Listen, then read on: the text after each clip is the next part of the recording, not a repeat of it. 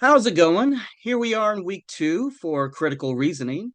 And for this module, we're going to focus on the question of why does critical thinking matter? Now, you may notice that we actually looked at this question a little bit in the first module last week. So then let's just remind ourselves of what we said. Remember, Vaughn talked about different skills for learning, different kinds of defenses against errors or fallacies. He also talked about how critical thinking can provide us a sort of way to discover who we are, this notion of self discovery.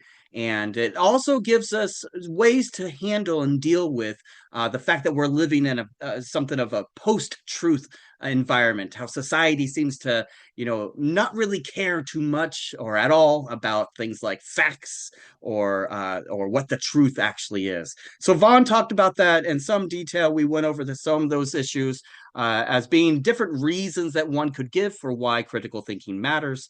But I want to mention here from at the very beginning that those seem to be sort of instrumental reasons for why critical thinking matters. And of course, each of these do matter, right? The mere fact that providing skills for learning or defense against errors and cognitive biases and so forth, the mere fact that the value of critical thinking is instrumental in this sense doesn't mean that it's not valuable. But instead, I want to focus in a little more detail on what we might call the inherent value in critical thinking. That what matters about critical thinking is something in and of itself.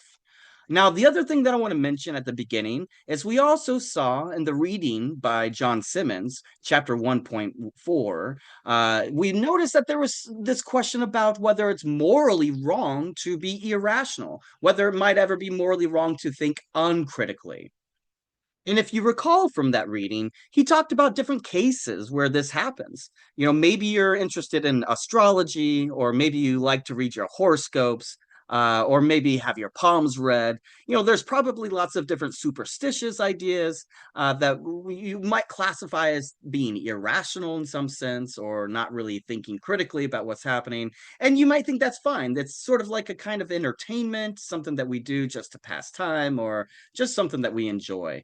But there may be other situations, other cases where it's actually wrong, morally wrong to engage in that kind of uncritical behavior, where it's problematic to be irrational in that sense. And what John Simmons says in the text, he says, well, in order to convince you, I must draw on the resources of moral philosophy rather than logic for assistance. Why is that? Why is that the case?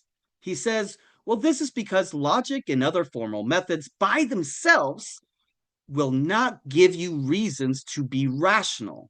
Those techniques do not give us reasons why you ought to use those techniques. But Simmons then goes on to say, there are clear cases where being a responsible thinker and decision maker is morally required of us.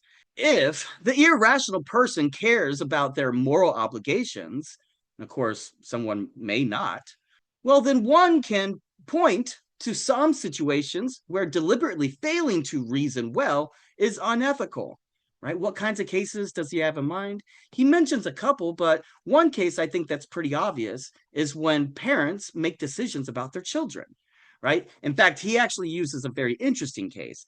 Simmons talks about parents who are choosing whether or not to vaccinate their children. I think this actually kind of shows the date of when this book was published, because it used to be just taken for granted that we do have a moral obligation to vaccinate our children, that this was something that was just a norm in our society. And nowadays, there's a lot of dispute, a lot of controversy over this case. But again, I think it's still a good case to think critically about whether or not it makes sense to vaccinate our children, to think about the different reasons and arguments that people would give for one side or the other. Think about the evidence that we might have for holding one belief or another.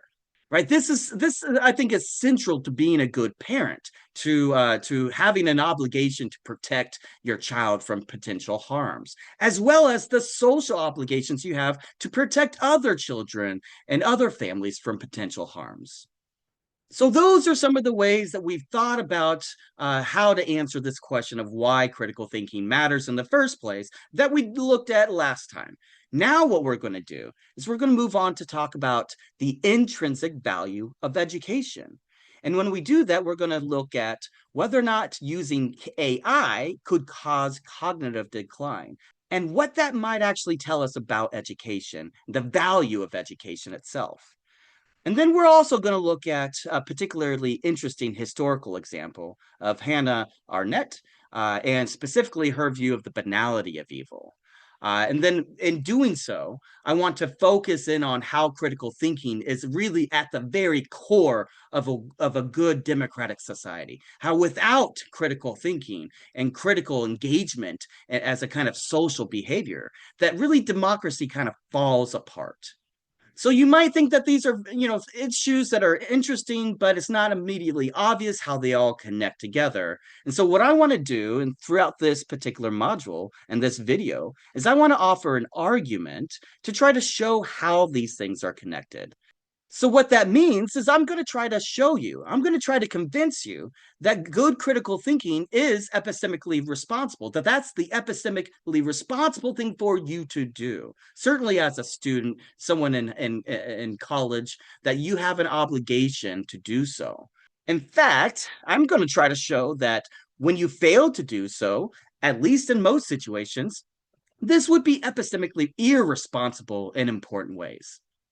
So, what's the thesis that I'm going to defend? What is the conclusion of my argument?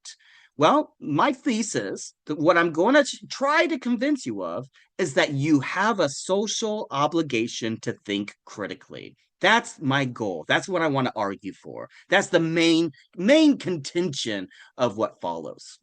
So then let's look at the argument. The argument begins with the following premise. Education has inherent epistemic value, right? There's something in and of itself that's valuable about getting an education by pursuing knowledge. The second premise in my argument says that critical thinking is actually necessary for education, insofar as it cultivates understanding, reflective judgment, and one's ability to engage in thoughtful ideas, communicating with others, and so forth. Then the third premise says that when we rely upon AI or perhaps other substitutes for genuine reflection, maybe things like religion or just believing whatever your pastor tells you, when we rely upon these substitutes for genuine reflection, genuine thinking, this actually undermines critical thinking as a social practice, right? Relying on AI deprives an individual of the intrinsic value that we get from education, the intrinsic value that is produced when we go through the process of education, right? And it produces people that are unable to think for themselves. So that's the basic gist for the third premise. Now, the third premise tells us that a society of individuals who are unable to think critically, well, this is a society that's especially vulnerable to manipulation, misinformation, and importantly, the erosion of democracy. The fifth premise you might think is somewhat obvious. It tells us that avoiding harm to others and supporting the functioning of a democracy, well, these are just basic moral and civic obligations that we have. These are just the kinds of norms that are a part of a democratic society like ours. So if you accept these premises, and I'm going to try to defend them, then it seems to follow that you have a social and epistemic obligation to think critically. So now I want to give a little more detail in trying to defend each of these premises. So let's begin with the first premise. The first premise, which tells us that education has inherent epistemic value.